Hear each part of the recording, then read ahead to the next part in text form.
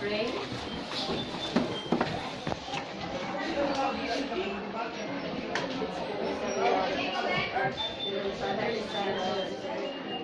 I know, dear Lord Jesus, that you entrusted me with a special mission. You know the reason I am here. You have a wonderful plan for me. I have a goal to achieve. I have a task to accomplish. With trust and unfaltering faith, I will work for you. I will live my life for you. I firmly believe that you want me to succeed. Lord Jesus, please keep me from getting discouraged. My shortcomings are not the reason to give up, but an opportunity to stand up and continue striving. My defects are not the reason to step up, but an encouragement to grow and grow. Lord Jesus, let me give you my best. I will shine and win the race for you. Amen. Good morning, everybody. okay, good morning. Take your seat. Thank you, ma'am. Okay, so as part of our activity today, diba, we have discussed this already, that there are two groups that we will debate at one topic. So this topic or the motion is about should cigarette smoking be banned.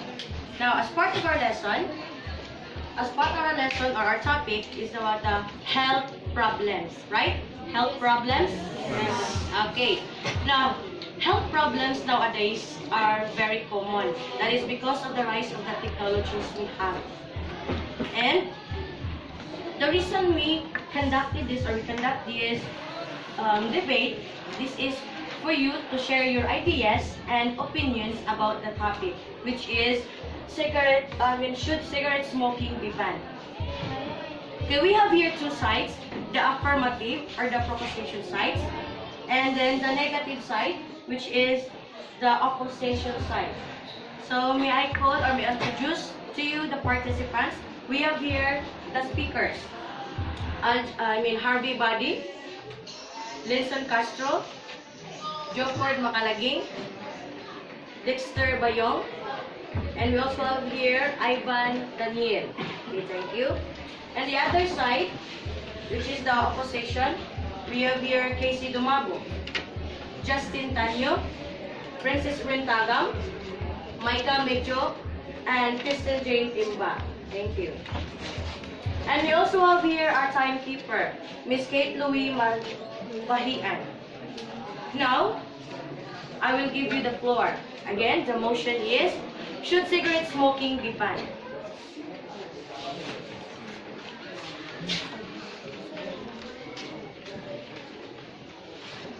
Good morning, everyone. Nowadays, many people smoking because of curiosity. And we all know that curiosity is the start of addiction. Did you know that smoking can harm your body? Tobacco smoking can cause many diseases. Your lungs can be very badly affected by smoking. Coughs, colds, wheezing, and asthma are just the start. Smoking can cause fatal diseases such as pneumonia, emphysema, and lung cancer. Tobacco smoking in the Philippines affects a sizable minority of the population. According to a 2009 survey conducted under the auspices of the Philippines Department of Health, Philippine Statistics Authority, the World Health Organization, and the United States Centers for Disease Control and Prevention, 28.3% of the population are current tobacco smokers. In this case, our country is prone of many diseases because of smoking, and it should be stopped. The World Health Organization estimates that 10 Filipinos die every hour due to cancer, stroke, lung, and heart disease brought on by cigarette smoking.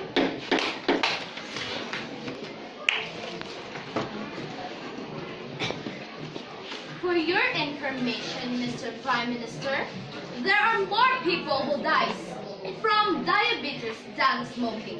Hey guys, wake up! It is our choice whether we smoke or not. And it should stay that way. We, as a human, we are the one who take care of ourselves, our body. Not the law, not the government. People have the right to enjoy what they like no matter how bad it is for them. Mr. Prime Minister, think that people are residing here. Most of their incomes came from the tobacco selling there in the market. And we also celebrate tobacco festival every year. Lagindingan would be prosperous. Now, why I don't see any banned alcohol website, even though it can more detrimental for a as well as the individual.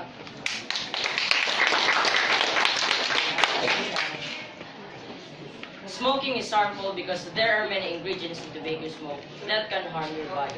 Smoking is an unnecessary waste of money which is only bad for your health. Smoking is a private activity. Too many people die from secondhand smoke. 5 million children alone are expected to die because of secondhand smoke. Smoking in itself would be something we consider to be protected under the right to life, liberty, and the pursuit of happiness, clause which I am quite adamant about. Smoking, however, infringes upon the rights of others and is quite obnoxious to boot for men. While I think this should be obvious enough to most people, it obviously isn't, and so legal measures are necessary as a backup to simply requesting the smoker not smoke around you or your belongings at your leisure. Ban smoking on public property. Smoking causes more preventable deaths in the Philippines each year than anything else. Smoking can kill people, so ban smoking. The benefits of smoking. There are several recommended benefits to smoking cigarettes, one of which is that smokers tend to fare better than their non-smoking counterparts after suffering from a heart attack. Smoking cigarettes may actually decrease your chances of becoming obese, although it is not uncommon that someone may be overweight while smoking statistically. Smoking does decrease the likelihood of becoming obese. In fact, in the 1920s, tobacco companies targeted women by offering a great way to lose weight. According to the American Journal of Epidemiology, smoking may help to lessen the risk of Parkinson's disease. It is noted that this occurrence has been observed over the last 30 years. It was noted in the early Point of 2000s. information. No, thank you. That tobacco may also hold the same protective properties. Thank you.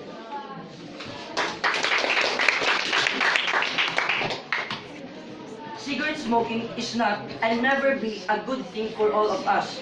It is one of the leading causes of death around the world. It is just causing many illnesses to us.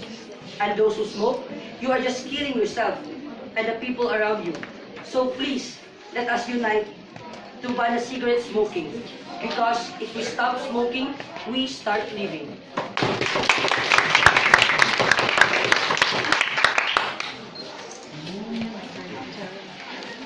Mr. Speaker, did you know that despite all of the negative effects, smoking can also help boost memory and concentration said by scientists? The discovery offers hope for nicotine pill that mimics these effects to treat Alzheimer's disease. Experts are developing the active ingredients in tobacco that stimulate the brain without causing heart disease, cancer, stroke, or addiction. Professor Ian Stallman from the Institute of Psychiatry, King's College, London, has shown that nicotine can improve the performance of intelligence and memory tests. Professor Stallman's team have studied how nicotine alters the brain circuitry to boost memory and concentration Point of and information. no thank you, and identified some of key brain receptors and chemical messengers such as dopamine and glutamate that are involved. We believe that by building on these differences is possible for medicinal chemists Point of to information. no thank you. Point of information. No thanks to devise compounds that produce some of the beneficial effects of nicotine.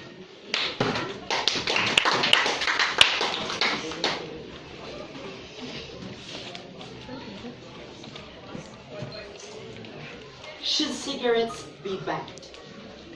Most people start smoking when they are in their teens and are addicted by the time they reach adulthood. Some have tried to quit but have returned to cigarette because smoking is such a strong addiction. It is a habit that is very difficult to break. There are many different reasons why people smoke. Read for your health. No, thank you. Millions of Americans experience health problems caused by smoking. Smoking harms nearly every organ of the body and diminishes overall health. It causes heart disease, stroke, lung diseases like chronic bronchitis and emphysema, osteoporosis, and cataracts. Tobacco smoke contains more than 7,000 chemicals. About 70 of them are known to cause cancer. Smoking cigarettes is the #1 risk factor for lung cancer.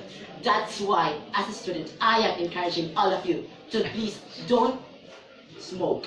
Because just like in the Tagalog note, nasa huli ang pagsisisi. Thank you.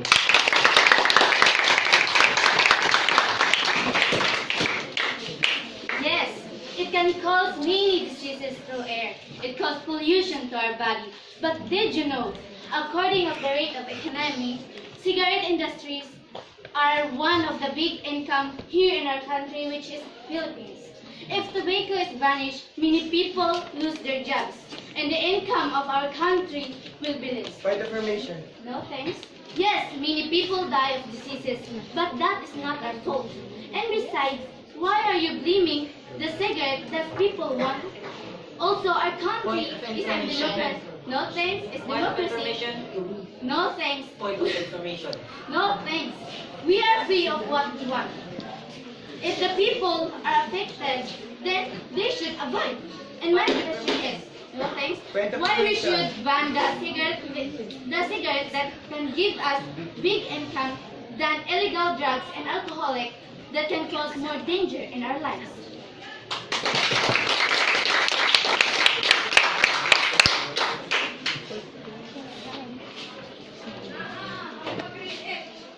Everyone, this cigarette is the bane of our existence.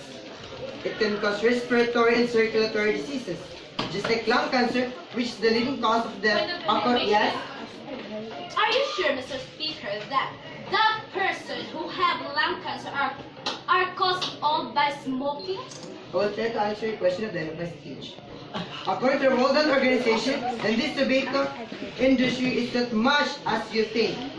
That if totally vanished, our economy will down. It is not. It could bring us a new environment, a new people, and these people will realize their full potential in building an exquisite and well-disciplined nation. This cigarette will give you interminable problems that is hard to cope with. If we give value to the economy, then we should give value first to our health, because it is the key to have a great economy. And lung cancer is the leading cause of death because of smoking. Because not everyone is smoking, but everyone can inhale smoke, and it is called a second-hand smoker. And smoke directly goes into the lungs and affect its parts and damage it. And lung cancer, if you have that, you have a lower risk of survival.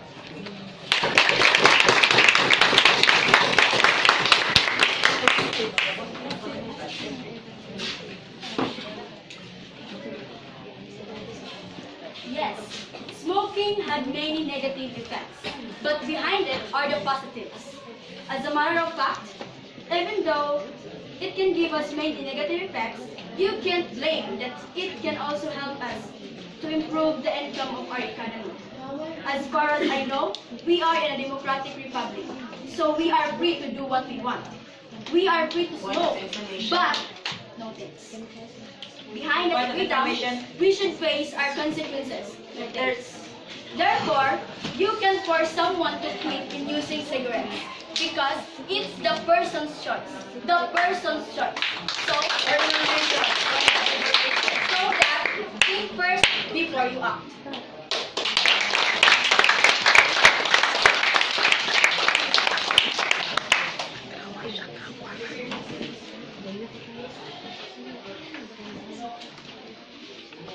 Okay, thank you, my dear students, the affirmative side and then the negative side. And then, those are your ideas, those are your opinions about our topic, which is cigarette smoking, or should cigarette smoking be banned? Okay, so you as a student, I hope you will still continue being a good person. You already know what is good and bad.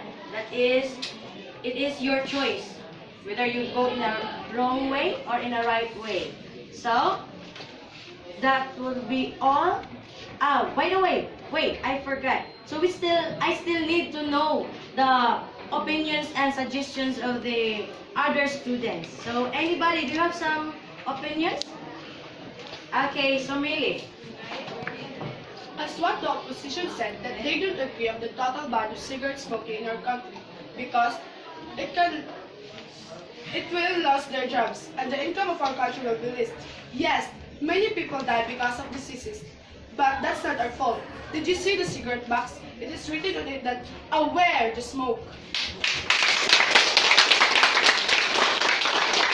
Okay, another idea. Okay, yes, Bea. Makulio.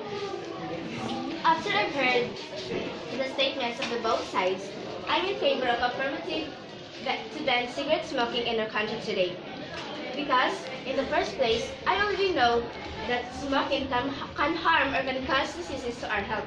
Yes, cigarette can help for a greater economy, but shall we give more importance to money than our health?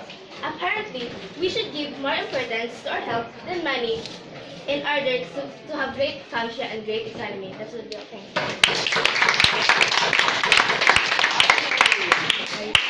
It was a nice debate.